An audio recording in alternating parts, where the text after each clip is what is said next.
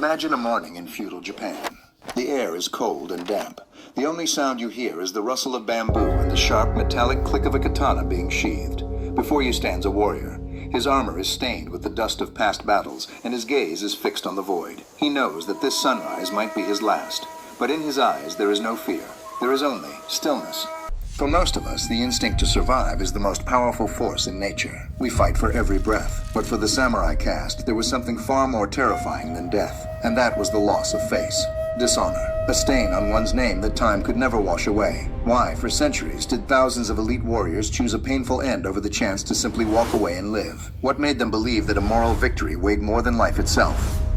Welcome. I am Vin Mateo, and today we are pulling back the curtain on one of the most brutal yet majestic chapters of human history. We aren't just going to dissect facts about swords and armor. We are going to look into the very soul of the samurai to understand a code that turned death into an art form and honor into the ultimate purpose of existence. In this video, we will journey from the first mentions of Bushido to the tragic events that caused entire clans to vanish into the ocean of history. We will discover why the ritual of seppuku was considered the highest expression of will, and how a single mistake could cost the lives of an entire family. Prepare yourself. This is a journey into a world where a man's word was worth more than gold, and his honor was stronger than steel. We begin now. Bushido, literally translated as the way of a warrior. But where did it come from? It wasn't a law written by a single king or a prophet. It was an ethical alloy, forged in the fires of Japan's civil wars over hundreds of years. Think of a samurai as a structure built upon three massive pillars of entirely different philosophies. The first pillar is Zen Buddhism. This is what taught the samurai to stare into the face of death without flinching. Buddhism provided the warriors with the realization that life is but a dream, and death is merely an awakening. This made them dangerous. A warrior who is not afraid to die is a warrior who cannot be defeated. The second is Shintoism. This was the faith in the native land and one's ancestors. Shinto taught the samurai a deep spiritual loyalty to their roots and their nation. It was the thread that connected the living warrior to the spirits of the past. And the third is Confucianism. This provided the rigid social structure. It gave the samurai the concept of hierarchy. The subject serves the lord, the son serves the father, and the younger serves the elder. It made the armies of Japan incredibly disciplined and organized. But among all the virtues of Bushido, one was considered the most vital. That is gi, justice or rectitude. The famous Japanese thinker Nitobe Inazo described gi as the bone in the body. Without bones, the head cannot stay upright, the hands cannot act, and the feet cannot stand. For a samurai, gi meant the ability to make the right decision without hesitation. To do what is necessary, even if it contradicts your personal desires. If justice demanded a life, the samurai gave it without asking a single question. However, living by such a strict code meant living under constant pressure. Any mistake, any deviation from justice, created a crack in that bone. And when that crack became too wide, there was only one way to fix it, a way we will discuss next. In Western culture, we often perceive honor as something internal and personal. But in Edo period Japan, it was entirely different. The concept of saving face was the foundation of the entire social order. For a samurai, dishonor wasn't just an unpleasant feeling, it was a social death. It was far more painful than a physical wound. A wound on the body heals, but a stain on one's name lasts forever.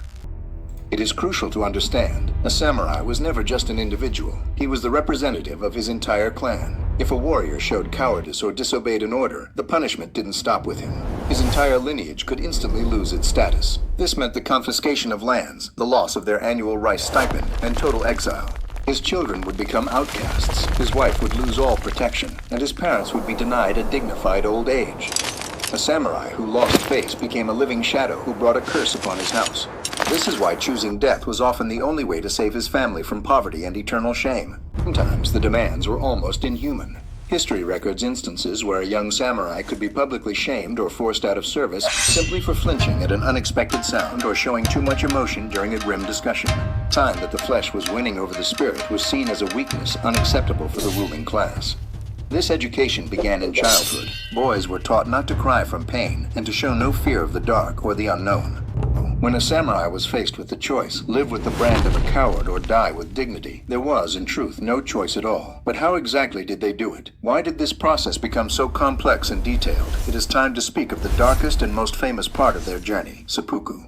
We have reached the moment that often haunts the Western imagination, seppuku. But to truly understand it, you must cast aside the idea of suicide as an act of desperation or weakness.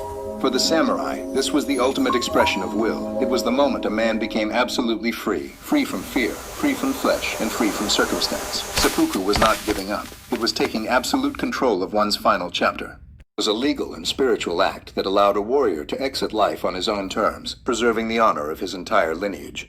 The detail of the ritual was saturated with deep symbolism. The samurai wore a white kimono, the color associated in Japan with both death and absolute purity. Before him lay a sheet of paper and writing materials. The warrior's final duty was to compose a jisei, a death poem. In these few lines, the samurai expressed his feelings on life, nature, and the inevitability of the end. It was proof that even one step away from the abyss, the warrior's mind remained clear and his heart remained calm. They think of seppuku as an act of solitude, but it was an act of community. Standing beside the samurai was the kaishakunin, usually a close friend or a master swordsman. His role is often misunderstood. The kaishakunin was not an executioner. He was the embodiment of mercy. His task was to decapitate the samurai the moment the pain became unbearable, to preserve the dying man's dignity and prevent him from losing his composure. It was the final service one warrior could offer another. It showed that even in death, the samurai never truly left his society. He was fulfilling his final duty to it. The stomach. The Japanese believed that the hara, the belly, was the seat of the soul, where one's true intentions and sincerity resided. By opening the abdomen, the samurai was literally saying to the world, "Look, my soul is pure. There is no betrayal within me. I am showing you my true self." It was a bloody but honest dialogue with eternity. I am showing you my true self. It was a bloody but honest dialogue with eternity. If you want to see the Code of Bushido in action, you must hear the story of the 47 Ronin. It began in 1701, when a young daimyo named Asano Naganori was forced to commit seppuku for attacking a corrupt official, Kira, who had insulted him within the shogun's palace. By law, Asano's estate was seized, and his warriors became Ronin, masterless samurai, social outcasts. For most, this was the end, but for 47 of his most loyal men, it was only the beginning. The leader of the Ronin, Oishi Kuranosuke, knew their enemy was watching. So, he devised an incredible plan. For nearly 2 years, they pretended to have lost all dignity. The warriors became merchants and monks. Oishi himself began a life of debauchery, drinking in taverns and even allowing passers-by to spit on him in the street. They deliberately chose the deepest shame in the eyes of the world to hide their true purpose. It was a sacrifice of their reputation long before they sacrificed their lives. Snowy December night in 1702, the 47 Ronin gathered in Edo. They stormed Kira's mansion with surgical precision. This wasn't just revenge. It was an act of restoring justice for their deceased lord. When Kira's head was finally placed upon Asano's grave, their mission was complete. They knew the shogun's law was absolute. For this unsanctioned attack, they faced death. But they didn't run. They surrendered to the authorities, waiting for their sentence with heads held high. The shogun was so moved by their loyalty that he granted them the ultimate privilege, to die as warriors via seppuku, rather than being executed as common criminals. All 47 men stepped into eternity together. Today, their graves at Sengakuji Temple are a place of pilgrimage. Why? Because they proved that a true samurai is not defined by victory, but by the willingness to walk through hell and humiliation just to keep his word. The spirit of the samurai did not vanish when the Edo period ended. It was reborn in the darkest hours of the 20th century.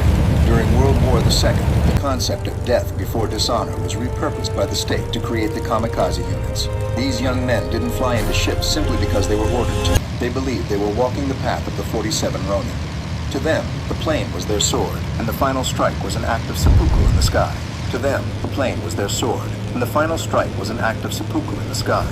The tragic echo of Bushido showed just how deeply the idea of sacrifice is woven into the Japanese DNA. Today, you won't see men with katanas on the streets of Tokyo, but Bushido lives on in the modern office. Japanese corporate culture is a direct descendant of samurai discipline, loyalty to the company, often compared to loyalty to a lord, working to the point of exhaustion, and the phenomenon of karoshi, death from overwork, are modern faces of that same ancient code. Even the public apologies of corporate CEOs, bowing low before cameras after a company failure, stem from that same saving face mentality we've explored. The history of the samurai teaches us that a life without principles is merely an existence. Their methods may seem extreme, even cruel, to us today, but their ability to stand by their word until the very end commands a certain level of respect. I am Vin Mateo. We have just walked a path of honor 1,000 years in the making. What do you think about the Code of Bushido? Is there still a place for it in our modern, pragmatic world? Share your thoughts in the comments. I truly look forward to reading them. If you enjoyed this journey through time, hit the like button and subscribe to the channel. There are many more untold stories waiting to be heard. I'll see you in the next episode.